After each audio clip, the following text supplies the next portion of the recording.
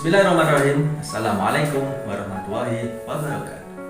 Kami dari kelompok 2 akan menjelaskan mengenai tahapan-tahapan karakteristik peserta didik dan implikasinya dalam pembelajaran SKI yang terdiri dari saya sendiri, Rizky Satria, dan teman saya Dan saya adalah Amelia. akan menjelaskan mengenai tahapan-tahapan tersebut serta pendekatan yang dilakukan oleh guru untuk mengetahui bagaimana karakteristik dari peserta didiknya.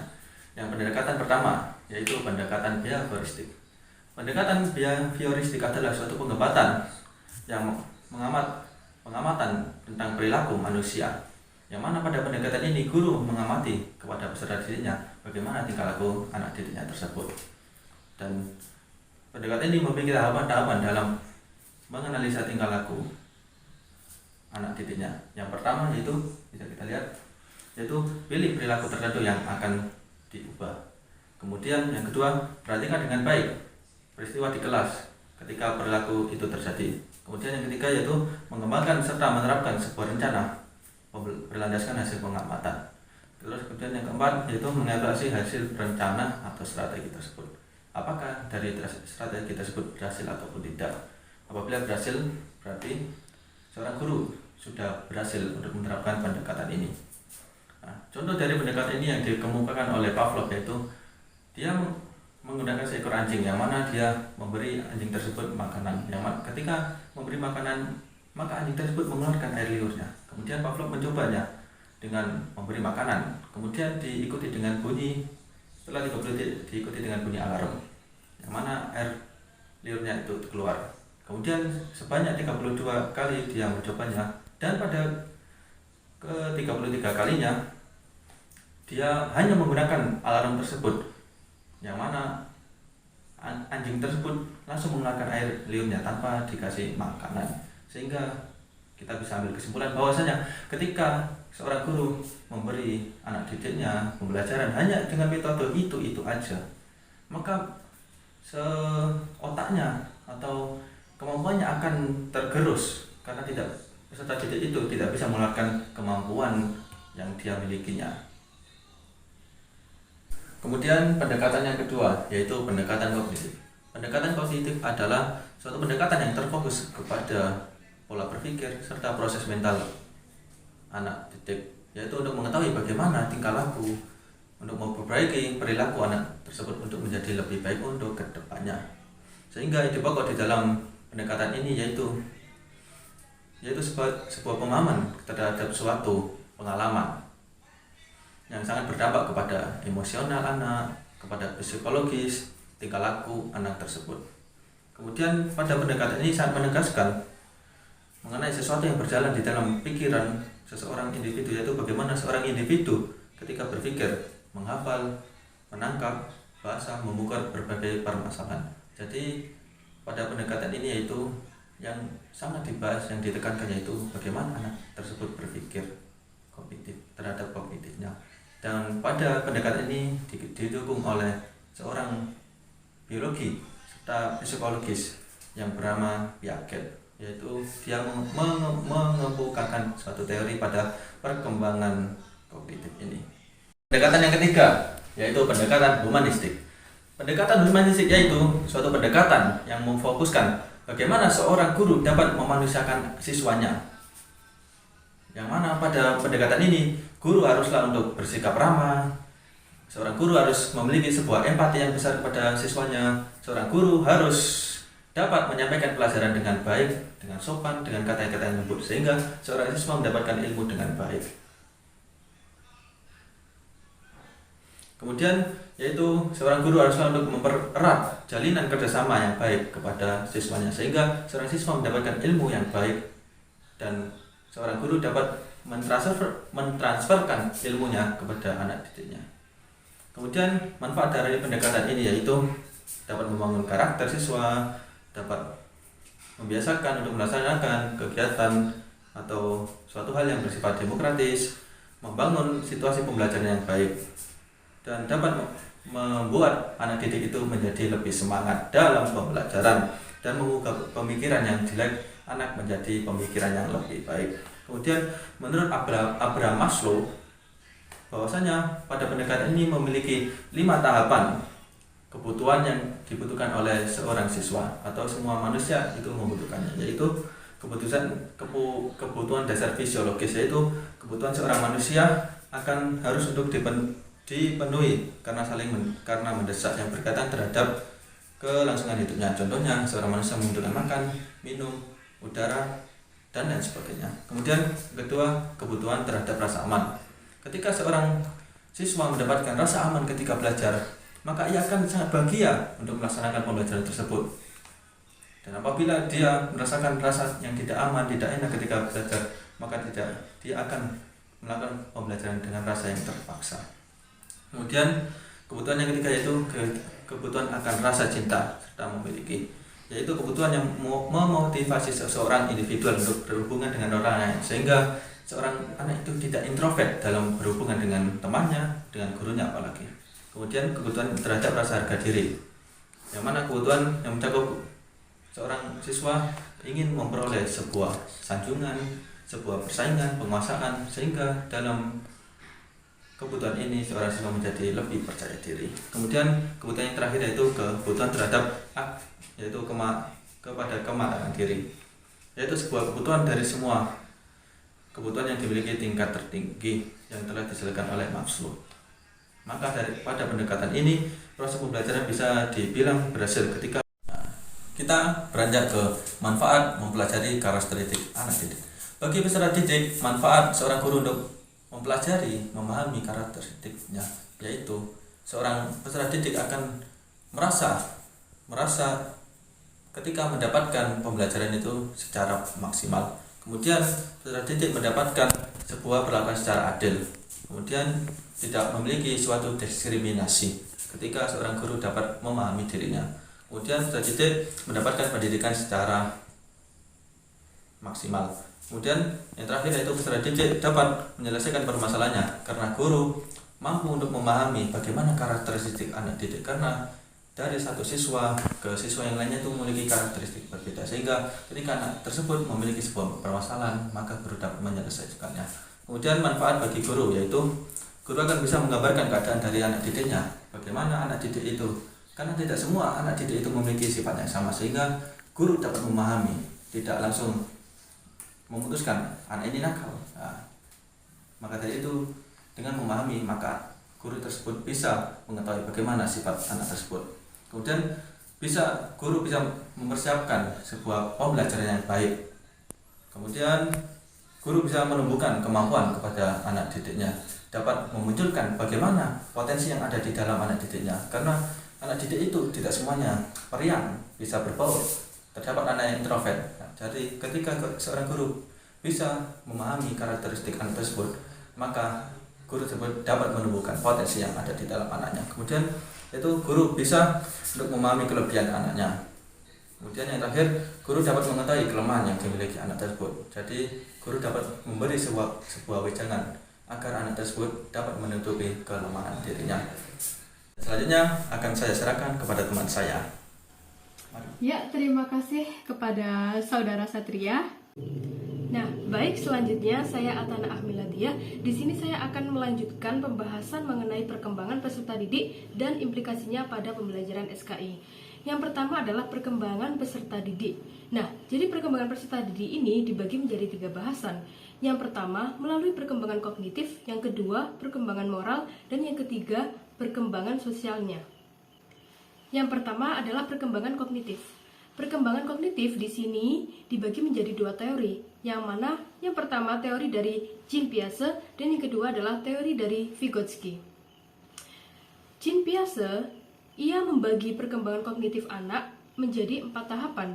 Yang pertama adalah tahap sensomotorik usia anak bayi sampai umur 2 tahun.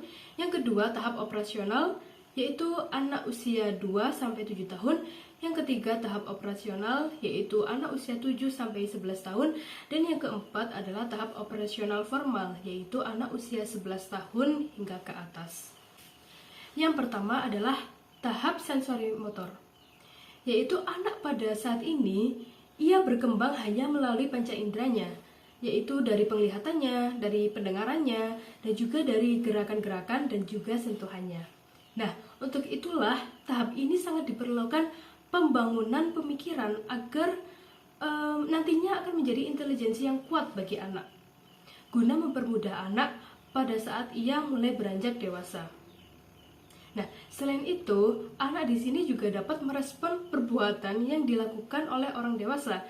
Nah, maka hal itu masih disebut dengan kebiasaan, bukanlah sebagai pemikirannya. Yang kedua adalah tahap praoperasional, yaitu pada tahap ini si anak mulai berpikir secara tidak logis, tidak konsisten, dan juga tidak sistematis. Nah, sebenarnya di sini tuh ada beberapa ciri yang menggambarkan anak pada saat itu. Yang pertama adalah transductive reasoning. Yang mana transductive reasoning ini yaitu tidak berpikir secara induktif. Yang kedua adalah mengetahui sebab akibat tetapi tidak logis. Yang ketiga adalah animisme, yang mana anak pada usia ini ia selalu memandang bahwa benda-benda yang ada di sekitarnya ini mereka itu hidup.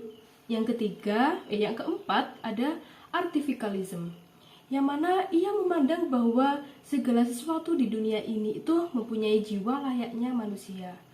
Selanjutnya yang kelima ada perceptualibone, yang mana perceptualibone ini yaitu menilai sesuatu berdasarkan indranya. Jadi ia menilai sesuatu berdasarkan apa yang ia lihat, bukan masuk ke dalamnya. Yang keenam ada mental experiment, yaitu berusaha mencari jawaban dari apa yang dipikirkannya dengan melakukan sesuatu. Dan yang terakhir adalah centration, yang mana mereka fokus pada sesuatu karena mempunyai ciri yang menonjol dan mengabaikan ciri yang lainnya. Yang ketiga ada tahap operasional, yang mana anak pada fase ini mereka mulai berpikir pada hal-hal yang bersifat konkret. Nah, mereka mulai meninggalkan pikiran-pikiran animisme atau artificialism, dan juga egosentrisme mereka itu juga lebih berkurang. Nah, jadi pada fase ini pun mereka sudah dapat mengklasifikasikan benda-benda dan paham akan hubungannya. Akan tetapi mereka belum dapat untuk memecahkan sebuah problematika. Kemudian tahap yang keempat adalah tahap operasional formal, yang mana anak pada saat ini mulai berpikir secara abstrak, dan juga mereka mampu menjabarkan konsep-konsep abstrak menjadi lebih rinci. Dan juga yang terakhir, mereka dalam pemecahan masalahnya mulai memecahkan masalah secara logis dan metodologis. Kemudian teori yang kedua adalah teori dari Vygotsky, yang mana Vygotsky ini terdapat beberapa istilah dalam penyebutannya. Yang pertama ada ZPD atau Zone of Proximal Development, yang mana ZPD ini merupakan kemampuan siswa untuk melakukan tugas di bawah bimbingan orang dewasa secara mandiri. Jadi ZPD ini merupakan kemampuan asli dari siswa tersebut. Kemudian ada scaffolding. Scaffolding ini merupakan sebuah usaha orang dewasa dalam membantu anak melalui proses ZPD-nya. Nah, misalkan orang tua membantu anaknya belajar berhitung. Nah, ini merupakan proses scaffolding. Kemudian bahasa dan pemikirannya. Jadi dalam ZPD ini seseorang harus ditunjang dengan interaksi sosial agar dapat berkembang. Nah, adanya keterlibatan seseorang dalam aktivitas sosial membuat bahasa kognisi dari seseorang itu berkembang.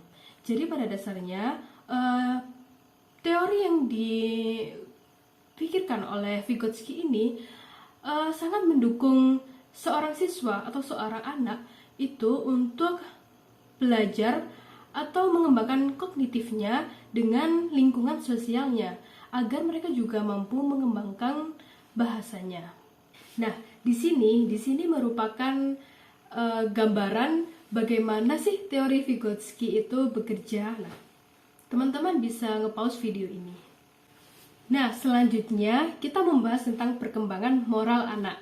Nah, pada perkembangan moral ini dibagi lagi menjadi 3 tahapan atau 3 tingkatan, yang mana setiap tingkatan ini mempunyai 2 tahap.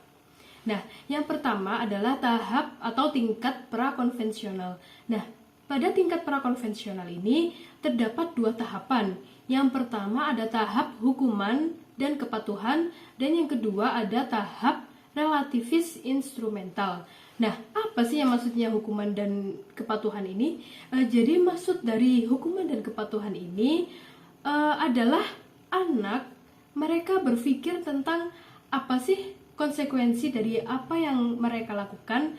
Nah, jika konsekuensi mereka yang lakukan itu adalah buruk, maka perbuatan yang mereka lakukan ini mereka anggap buruk.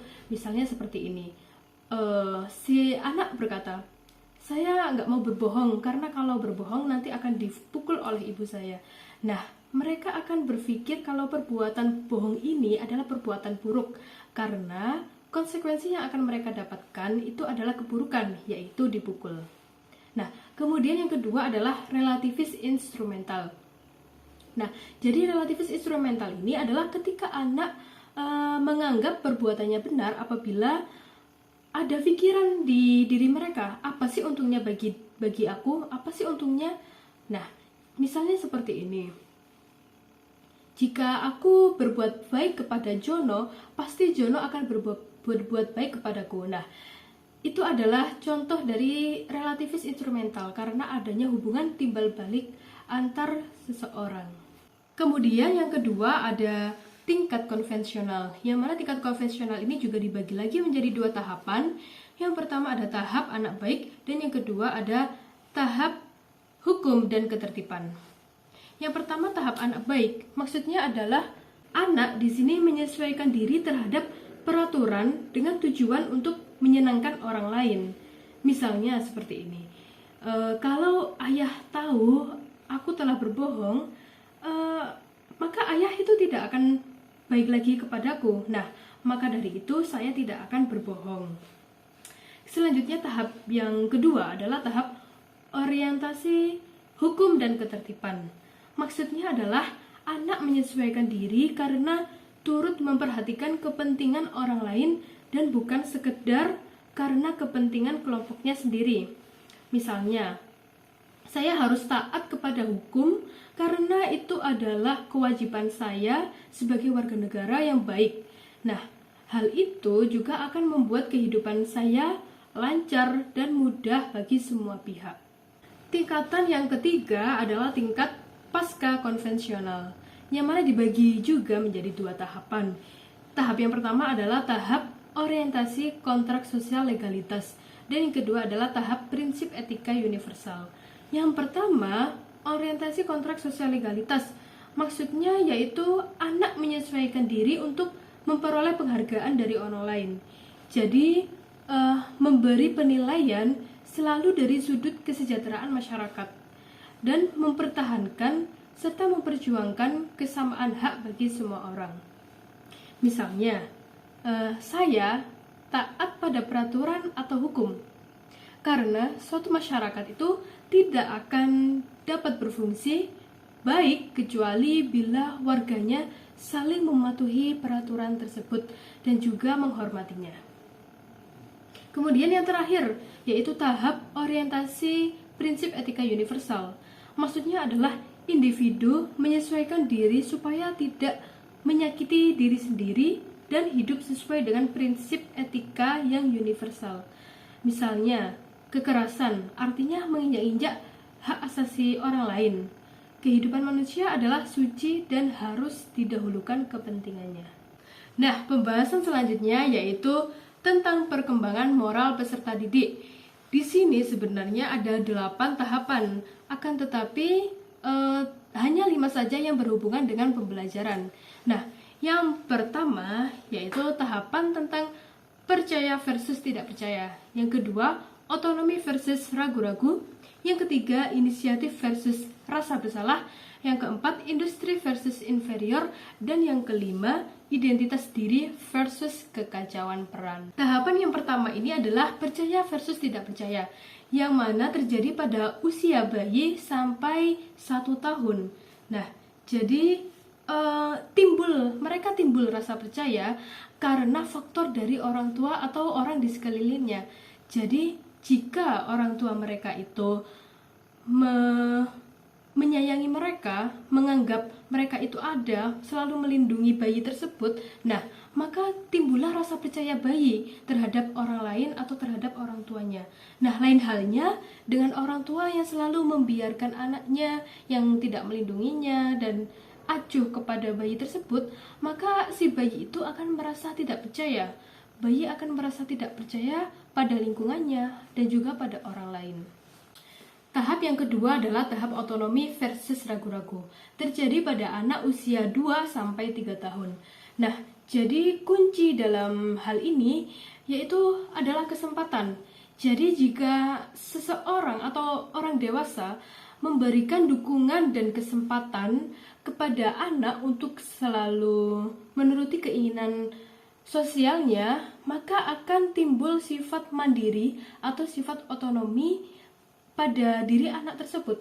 Nah, lain halnya jika orang dewasa atau orang tua itu cenderung menyalahkan atau banyak melarang si anak tersebut, maka akan timbul rasa kegelisahan atau keraguan pada diri anak.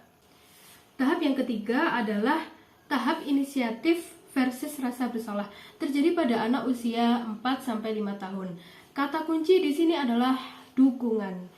Jadi jika anak pada masa sebelumnya itu mempunyai rasa kemandirian, maka mereka akan mudah beradaptasi dengan sosialnya. Nah, adapun jika orang tua atau guru itu memberikan kesempatan kebebasan pada anak untuk bereksplorasi atau bereksperimen terhadap segala sesuatu dan mendorong anak itu untuk selalu bertanya apa yang belum diketahuinya, maka akan timbul rasa inisiatif pada anak dalam menghadapi problematikanya. Nah, sebaliknya jika orang tua atau guru itu menghalangi anak atau menganggap pertanyaan-pertanyaan dari anak itu kurang bermanfaat, maka akan timbul rasa bersalah pada anak tersebut. Tahap yang keempat adalah tahap industri versus inferior, yang mana terjadi pada usia anak sekitar 6-11 tahun. Nah, kata kunci di sini adalah validasi. Nah, jadi jika sebelumnya anak mempunyai inisiatif yang tinggi, maka akan mudah untuk menguasai pengetahuan dan keterampilan kognitifnya. Nah, mereka cenderung berpikir bagaimana sih sesuatu dapat bekerja, bahkan mereka juga dapat menghasilkan penemuan-penemuan yang sesuai dengan kognitifnya. Nah, kemudian jika orang tua atau guru itu melarang anak untuk bereksplorasi dan bersikap acuh tak acuh pada anak yang berkeinginan untuk menciptakan sesuatu, maka akan timbul juga rasa bersalah pada anak dan mereka akan rendah diri, yang mana disebut dengan inferiority. Tahap yang kelima yaitu tahap identitas diri versus kekacauan peran. Terjadi pada anak usia 12-20 tahun. Dan kata kunci di sini adalah acceptance. Yang mana anak pada usia ini jika sudah mengetahui identitasnya, misalnya mengetahui siapa dirinya, tempat dia di lingkungan masyarakat, bahkan kontribusinya dalam hal sosial, maka ia berhasil memperoleh identitas diri. Nah, lain halnya dengan anak yang belum mengetahui identitas dirinya, maka ia akan gagal untuk memperoleh identitas diri dan akan mengalami kegelisahan. Oke, pembahasan yang terakhir adalah pembahasan mengenai implikasi perkembangan peserta didik pada pembelajaran SKI. Yang pertama adalah pembelajaran dilakukan dengan pembentukan dan pemahaman. Nah, misalnya pada pembelajaran Khulafaur Rasyidin, si murid atau siswa mereka belajar tentang nama-nama Khulafaur Rasyidin. Mereka membentuk materi atau pemikiran tentang Khulafaur Rasyidin. Nah, kemudian baru fase pemahamannya. Pemahaman Khulafaur Rasyidin tentang bagaimana perjuangannya, bagaimana prestasi setiap Khulafaur Rasyidin, bagaimana pembentukan Khulafaur Rasyidin, dan lain sebagainya. Kemudian yang kedua adalah siswa aktif bertanya. Jadi siswa bukan hanya mendengarkan seorang guru saja, akan tetapi siswa diharapkan untuk aktif bertanya agar mampu membangun sisi kognitif pada anak tersebut. Kemudian yang ketiga, guru di sini berperan sebagai mentor atau fasilitator, bukan hanya sebagai pentransfer. Jadi di sini guru bertugas wajib untuk mengembangkan potensi yang ada pada diri siswa, bukan hanya mentransfer ilmu saja, tapi guru itu harus memfasilitasi si murid tersebut agar berkembang kognitifnya, sosial maupun moralnya. Yang keempat adalah lebih banyak belajar dengan teman sebaya.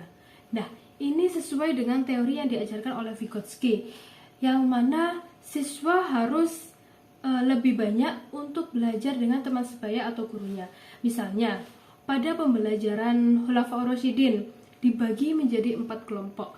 Nah, dibagi menjadi beberapa kelompok yang setiap kelompok ada 4 orang.